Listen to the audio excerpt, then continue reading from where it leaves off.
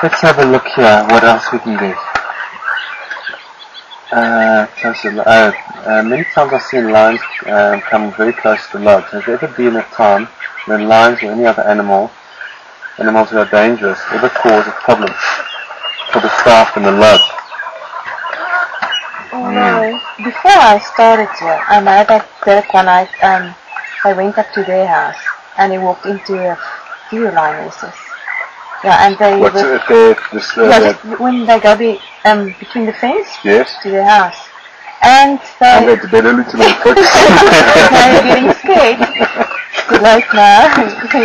Yeah. And then lions were fighting inside the camp as well. They were all round, then they closed everybody in the bar. Sure. That was a few years ago. Jackie told me the whole story and I'm glad I was not part of it. Yeah. I must have. I've heard of that. Yeah. I think obviously, I think there's a motive behind this question because in fact this person who published this, I actually didn't leave a name. It was posted on through Mrs. Charlie, but I believe it's a 10-year-old boy who watches from I think Vancouver in Canada, and that although these animals are extremely dangerous, it's extremely rare that an incident actually happens. But it's like statistics.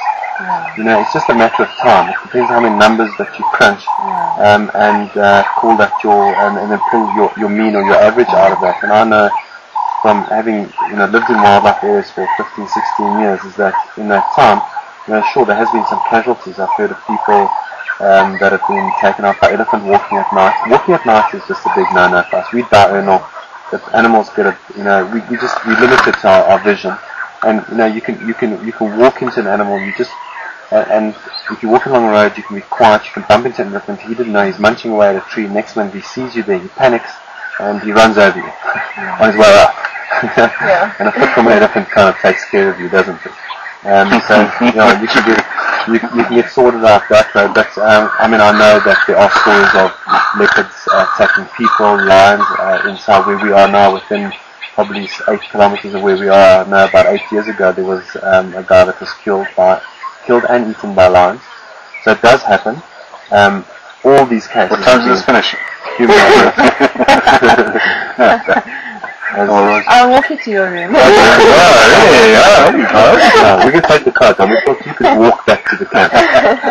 Actually, no, you're not indispensable. Fair enough. No, I think the most important is that people must remember the wild animals.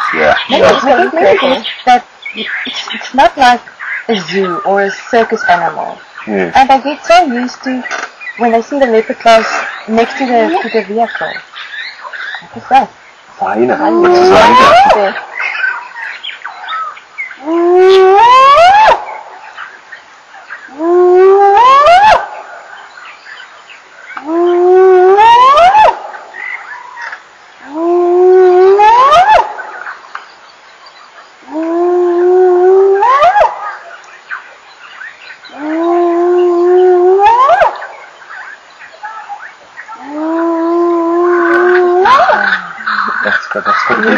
That would be the best sound. I've got a post here from Nkorho, who's one of our mods.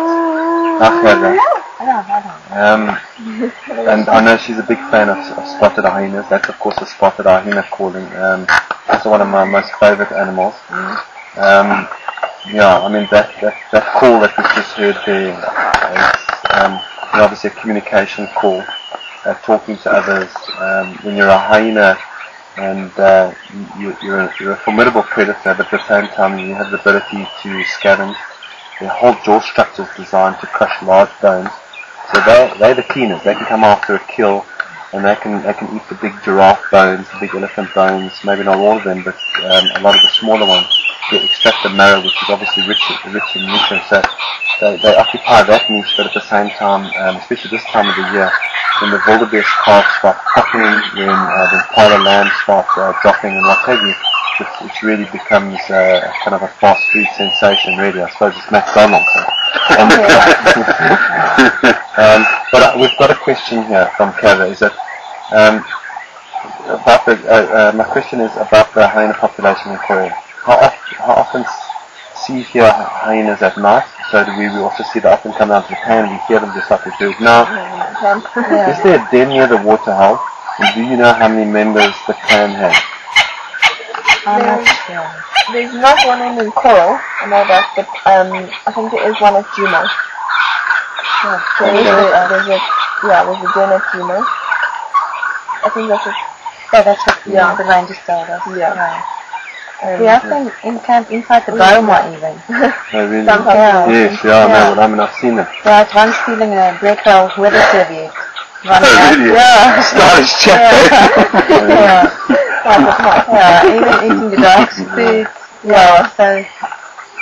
Yeah, I know this area just to the north of you guys. Yeah, there's a lot of termite mounds. I've always thought about it as kind of like the Manhattan of the northern Sabi sands, because these termite mounds kind of come out of the ground like skyscrapers. Yeah. And it's obviously home to a lot of animals, but one is obviously the hyena, because they use them as dens. They excavate off-park water burrows, and they have their youngsters in there.